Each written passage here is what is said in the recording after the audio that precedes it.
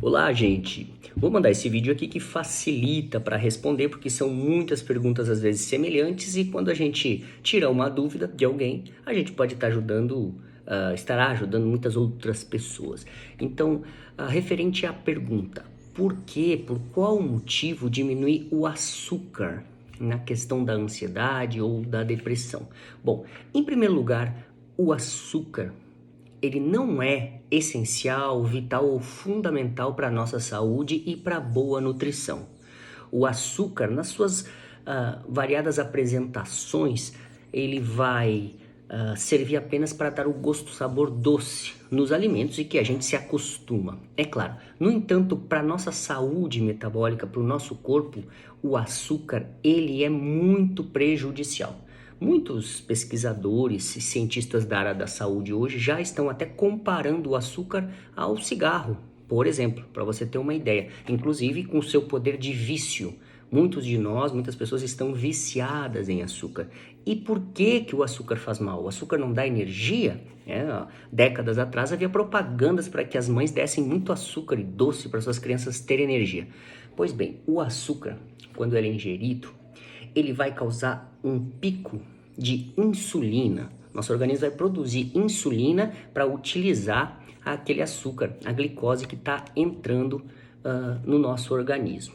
E essa elevação muito alta de insulina, ela gera um desgaste no nosso organismo. Então, cada vez que você come açúcar, algo doce e também um pão, massas, farinhas, mas aqui vamos falar só do açúcar, por enquanto. Eu tomo um refrigerante, que ali dentro tem mais de 5 colheres de açúcar ali dentro daquela latinha, por exemplo, de um refrigerante, vai dar um pico de insulina. O organismo vai produzir insulina para metabolizar aquele açúcar, certo? Que é demais para o nosso corpo.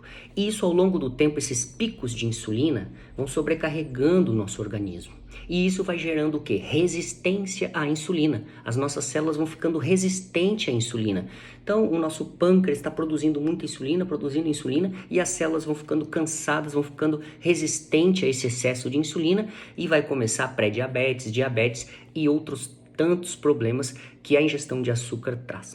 Outro problema sério do açúcar é porque ele vai alimentar as bactérias ruins que nós temos no nosso intestino. Metade do nosso ser físico, biológico, é composto de bactérias. São trilhões e trilhões de bactérias no nosso organismo, especialmente no nosso intestino.